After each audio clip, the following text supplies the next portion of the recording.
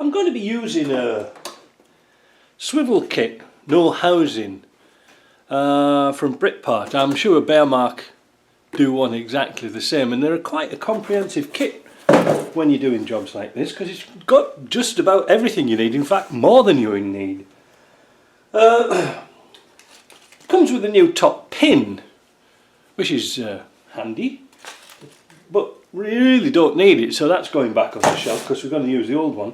And the same with the bearings. It comes with a pair of bearings. Well, I'm going to put the Timken ones in rather than the Chinese ones. Swivel grease. I've never had a problem with the Britrest swivel grease, and I like these rather than the Bearmark ones, because the Bearmark ones have just a tube, just a plastic packet, and you just snip the end off and you sort of get grease everywhere, whereas these have got a little cap on, you know, and a tube so you can get it into the hole. I don't usually bother with the tube, I just usually stick this straight in, so that does the job. That's nice to have. Seals. It's got the seal for the swivel hub at the back, which I've already fitted. And this is what I was telling you about the later type of seal. If you can see here, there's a more pronounced rubber lip. So when you put the clamping flange on, which is also provided in the kit, it seals inside the housing really well, so you don't really need two of these on. Also a set of new shims and a comprehensive set of gaskets. What's that for? That must be for the bottom pin, swivel ball, drive hub, and the backing for the whatchamacallit thing now, the stub axle. So it's got everything in it that we need, and it's nice because you're not having to buy individual parts. So that's that. That's them all. Put them all up there. Like I say, you won't use everything, but well, you will do if you're putting a new swivel ball in. It's really handy. So let's get around to assembling this swivel ball into the housing. Rather than opening the swivel housing grease, I'm just going to be using a little bit of grease on this bottom bearing. Of course, it's Sunday morning, isn't it, and I'm running out of grease. But if we can do the swivels, I'll do the wheel bearings tomorrow when the shop's open. We'll get some grease. So that's onto there. Put a bit of grease in these races. Like I say, these bearings were really good. Now, we've got to assemble this. How do we know which way is up? Well, the swivel ball has got an extra couple of tight bolts at the bottom, if you see what I mean. You see they're not all sort of even. These go to the bottom. So this is the bottom. We put our swivel housing in, our swivel ball into the housing like that. Get hold of our pin, bearing. And we're just going to put this together temporary now. We're going to be doing the shimming a little bit later. But for now, we're just going to assemble this like this. Look. There we go. And we've just put a couple of bolts in temporarily. All will become clear.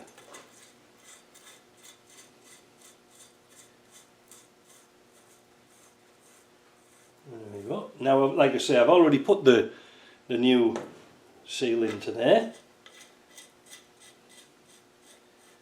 And then we'll put the oil seal in, the swivel big oil seal. I always like to, I'd never put them in dry. You see there's two lips on here. There's one outer wiper and there's the inner. Well, I always like to fill that gap with grease, just to give it a head start. The heavier the grease the better really, but I've only got this light grease. But it'll do the job. You don't need any sealer on this. There we go, that's all into there. And put this in dry. You don't need, like I say, you don't need silicone on it. Slip it on and slip it in. and you can see how it's higher. I don't know if you can see that clearly, but the swivel ball sits higher and it's got a nice contact area. We'll use the old ring because that's in really good condition. There's a little notch in here, and that corresponds to the notches where you put your bolts through for your caliper, and it'll only sort of go on one way, and that's the way, if you see what I mean. You can't go wrong. So I'm going to fit these bolts in here instead of doing boring things by fitting bolts, but I'm not going to tighten them down yet. You'll see in a minute. Right, we've put the swivel ball assembly in the vise, and I've just drilled a couple of holes in a piece of angle iron to support this. And really setting up the swivel tension, the preload, is quite easy. All you need is a few simple things. You need a vernier, some shims that comes in the kit, 17mm spanner, a fishing balance, and our old favourite, a piece of lead solder. You see a lot of people mess about with shims and taking them on, taking them off, taking them on, taking them off. Waste of time. Get a piece of solder, push it through, pull it round like that, and then we progressively tighten down the bolts until we've attained the correct tension, if you see what I mean. Now, this obviously will take a little bit because it's nowhere near, and it's supposed to be, well, I read the book, it says 3.6 to 4.5 kilos, which is about £8 in old money. So it's quite a bit, and we put it onto, not the drag link one, not the drag link here at the front, but at the back one, you know, the one that your tracker ends on. And we simply just pull it until we get the right preload.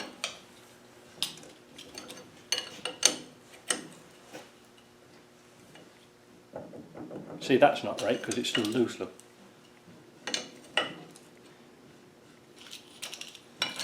Keep checking.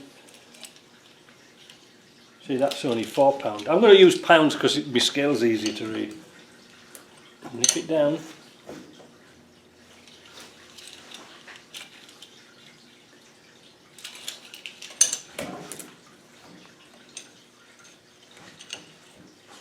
Oops. Get some better spanners, shouldn't I? See if we can get some snap-on ones one day.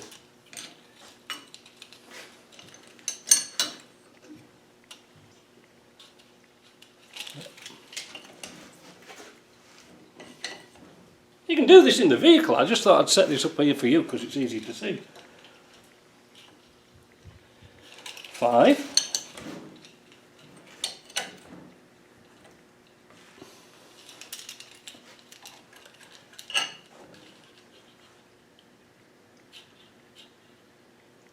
Six. This is the reason why we don't tighten up the seal. You can see there's a distinctive gap there. But we need the seal in anyway, but we don't tighten it up because that'll put a false preload onto the bearing.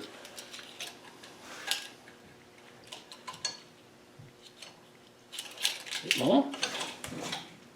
Look, you see, I'm not tightening up all that much, eh? I think we're getting there now. That's perfect. And then we take off our nuts. Our bolts, should I say. Spin them out.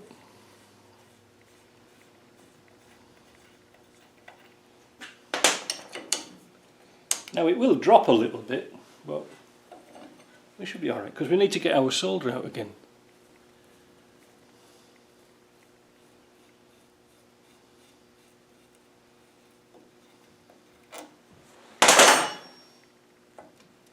Take the pin out, we look at the solder, and you can see there's a little lip on there Don't measure that bit, measure opposites to a nice thickness and average it out. So this one is 1.43 at one side, 1.39. We'll do it 1.4. 1.4 millimeters. We take our shims and we want 1.4 millimeters or thereabouts. Ooh, look at that. That's 137 with all of them. 128. 146. I wonder if there's some dirt on these. Isn't it? Let's try that again. 137. 139. Ah, yeah, 137.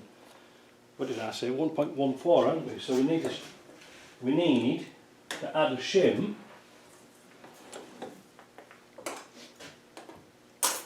So we'll get an old. We'll use an old shim and clean it up. These have been through the wars.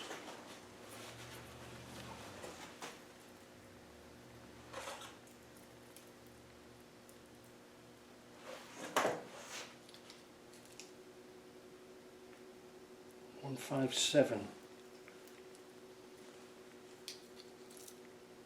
134. Yeah, I don't like that shim. I'm going to find a better one. I don't know if you can see that. That's 141, 142. So that's going to be good. Put them back in. Get the pin lined up and the bearing. Get the little cover. Now I haven't put any Loctite on these yet because we're just going to test.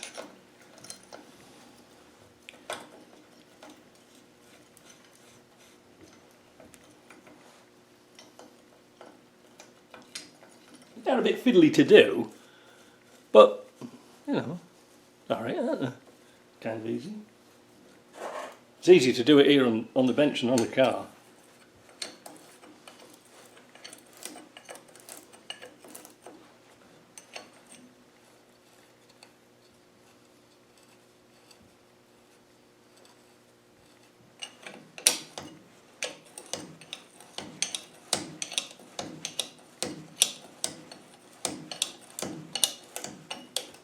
This bolt here is particularly tricky to get into because it's sort of recessed a little bit. Ow. Like that.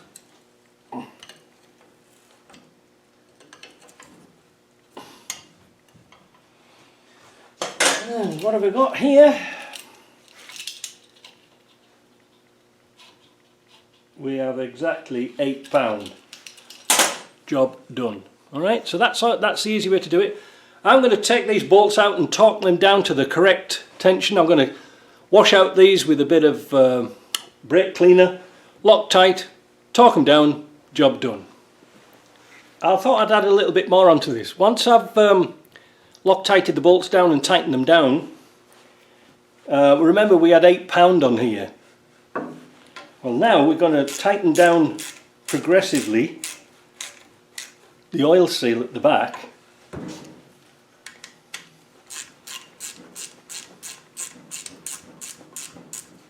And we'll measure what the resistance is.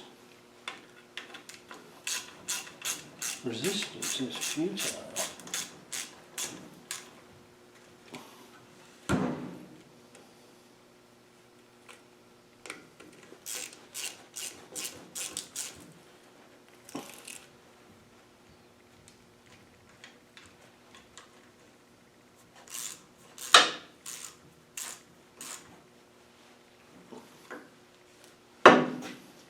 There we go, last one.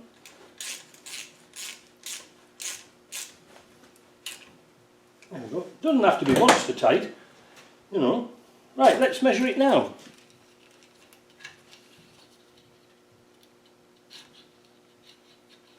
$10. See how you can be thrown out if you tighten the seal up? Anyway, that's done.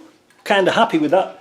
we can bolt that on, but first we're going to do the other side, same method, and then we're going to wash out the axle because we want to get rid of all that nasty greasy stuff inside.